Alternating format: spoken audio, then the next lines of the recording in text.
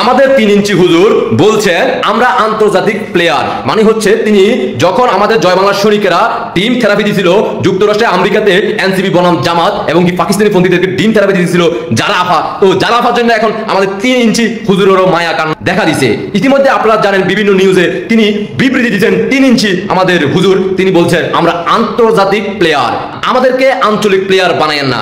হুজুরের কথা একমত, হুজুর হয়েছে আন্তর্জাতিক প্লেয়ার, হুজুর কোনো আঞ্চলিক প্লেয়ার না। আপনারা কেন হুজুরকে আঞ্চলিক প্লেয়ার বানাইতেছেন? আসুন আমাদের হুজুর আঞ্চলিক প্লেয়ার নাকি আন্তর্জাতিক প্লেয়ার নাকি কোনোটাই না, সেটার প্রমাণ আমি একটু পরে আপনাদেরকে দেখাচ্ছি। হুজুর কিন্তু গত জুলাই আন্দোলনের সময় রাজপথ কাঁপাইছিল, 5 আগস্টের সময় কিন্তু হুজুরের রাজাকার বংশের সন্তানদেরকে সাথে করে নিয়ে তখন 5 আগস্টে জুলাই আন্দোলনের সময় আন্দোলন ঘটিয়ে 5 আগস্টে মাননীয় প্রধানমন্ত্রী শেখ হাসিনাকে বাধ্য করছে দেশ ত্যাগ করতে। পরবর্তীতে 5 আগস্টের পরবর্তীতে বঙ্গবন্ধু এবং কি মাননীয় প্রধানমন্ত্রী শেখ হাসিনাকে নিয়ে যত রকমের পারে মিথ্যা প্রচার চালিয়ে গেছে একের পর এক ওয়াজের মধ্যে।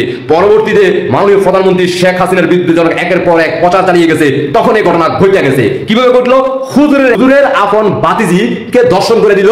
ওই যে হুজুরের সঙ্গ পাকিস্তানি প্রেমিকেরা একসাথে জুলাই আন্দোলন করছিল, যাত্রাবাড়িতে ছিল, 5 আগস্টে গণভবনের দিকে রওনা হয়েছিল। ওই হুজুরের সহপাঠীরা মিল্লা হুজুরের বাচ্চিকে মানে বাতিজিকে গণ দর্শন করে তার পরবর্তীতে রাত দিন 24 ঘন্টা রাইখা তারপরে ছাইড়া দিছে। বিশ্বাস হচ্ছে না? বিশ্বাস হবে, দেখেন। আমি বাস্তবে কি বলবো, আমি এক ধরনের মেন্টালি ট্রমা। কি বলতেছি এটা? 5 আগস্টের পরে আমার কথা শোনার পরে আমার পরিবারের কারোর সাথে আমার থানায় এটা সম্ভব? আমি বিশ্বাস করবেন কিনা সাংবাদিক ভাই এবং বন্ধুগণ আপনাদেরকে বলি, আমি এখনো পর্যন্ত মানে বিষয়টা আসলে কি হয়ে গেল, মানে কি সম্ভব যে আমার থানায় কিছু ছেলে পেলে এই ধরনের কাজ করে ফেললো আমার পরিচয় পাওয়ার পরেও? আমি রাজশাহী নওগাঁ জেলায় প্রোগ্রামে ছিলাম, তো রাত্র প্রায় 1টা-1:30টার দিকে আমার কাছে একটা ফোন যায় আমার বাড়ি থেকে। তো আমি আসলে ফোনটা পেয়ে একেবারে হতভম্ব, এটা কি ধরনের কথা বলতেছে। আমার এক চাচাতো ভাই, মানে এই যে ওনার মেয়ে বিয়ে হয়েছে, মোহাম্মদপুরে থাকে, জামাই ওখানে আছে, ওনারই আরেক ভাই, ওনাদেরই বড় ভাই, উনি বয়সে প্রায় 50 বছর বয়স, মুরব্বী মানুষ। তো উনি নিজে ড্রাইভার গাড়ির, একটা গাড়িতে করে প্রাইভেট গাড়িতে করে ঢাকায় নিয়ে যাচ্ছে মেয়েটাকে। তো নেত্রকোনা জেলার পূর্বতলা থানার শ্যামগঞ্জের কাছাকাছি বা শ্যামগঞ্জ বাজারে একদল ছেলে পেলে প্রায় 15-20 জনের পল্লব ছাত্রদলের সভাপতি পল্লবের নেতৃত্বে, আপনার আহ্বায়ক ছাত্রদলের, তার নেতৃত্বে 15-20 জন গাড়িটাকে আটকায় রাত্র প্রায় 12:30টার দিকে। আটকে গাড়িটাকে সেখানে থামায় এবং যেহেতু পিছনের সিটে কেউ নাই, মেয়েটা শুয়ে আছে বাসটি, সামনের সিটে চাচা চালাচ্ছে, পিছনের সিট থেকে মেয়েটাকে টেনে হিচড়ে বাহির করে, এমনকি আপনার মেয়েটাকে জোর করে বের করে, মেয়েটা কান্নাকাটি করে চিৎকার করে।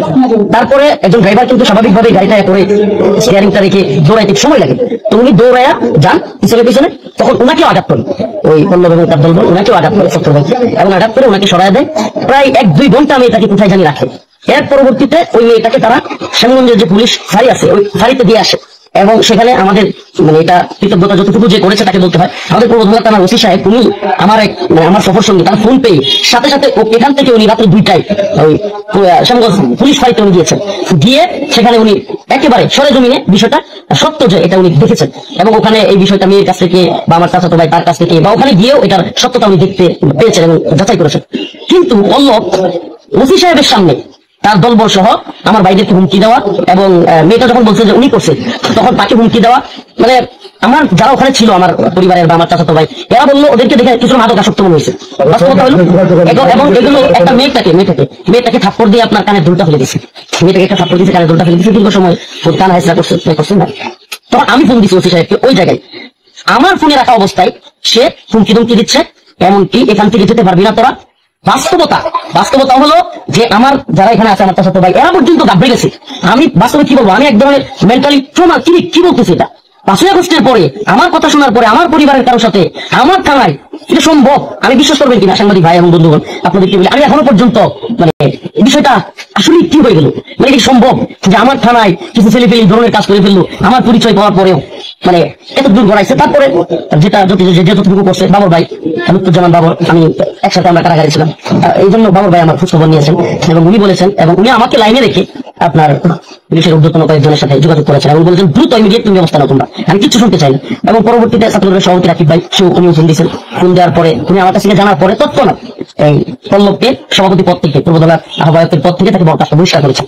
তো এখন আপাতত বিষয়টা এতটুকুই, আমরা এখন থানায় আসছি, বাকি পরবর্তীতে আপনাদেরকে কি হয় না হয় আমরা জানাবো।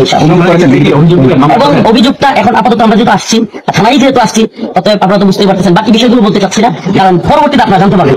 ঠিক আছে নি? হুজুরের কথা শুনছেন নি? হ্যাঁ, হুজুর মনে হচ্ছে বাঙালি জাতি ভুলি গেছে। হুজুর এটা জানে না মাননীয় প্রধানমন্ত্রী শেখ হাসিনা বঙ্গবন্ধু স্যাটেলাইট দিয়ে উপরে পাঠাই দিয়েছে, আর সবাই হাতে হাতে স্মার্টফোন আছে, এখন তো সবাই জানে কখন কি ঘটতে আছে। হুজুর মনে হচ্ছে গত 3-4 মাস আগে না ঘটনা ঘটছে, আমি এখন আবার শুরু করি বঙ্গবন্ধু এবং শেখ হাসিনার বিরুদ্ধে কথা বলা শুরু করি, আমার এগুলো তো মানুষ ভুলে গেছে। হুজুর স্মরণ করে দিলাম একটু। হুজুর আপনি যেখানে 3 ইঞ্চি হুজুর, মানে আমাদের যে জয় বাংলার সৈনিকেরা আছে, মানে ছোট্ট যেটা গর্বে আছে, যেটা এখন ফোটে নাই, মানে দুনিয়াতে আসে নাই, ওটার মধ্যে যে ভিডিও বিসি আছে, বিসিটা আরো বড় আছে। হুজুর হুজুর আপনাদের কত বড় ভণ্ড হুজুর, এটা তো মামুনুল হক মামুন সহ আপনাদের কত বড় ভণ্ড হুজুর, যে বঙ্গবন্ধুকে নিয়ে যে বিগত দিনে ভাষণ দিছিলেন। হুজুর আপনাদের মুনাফিক, কত বড় মুনাফিক, ওরা আমাদের বুকে ধারণ করেন না মাথায় ধারণ করেন, এটা একমাত্র আল্লাহ ভালো জানে।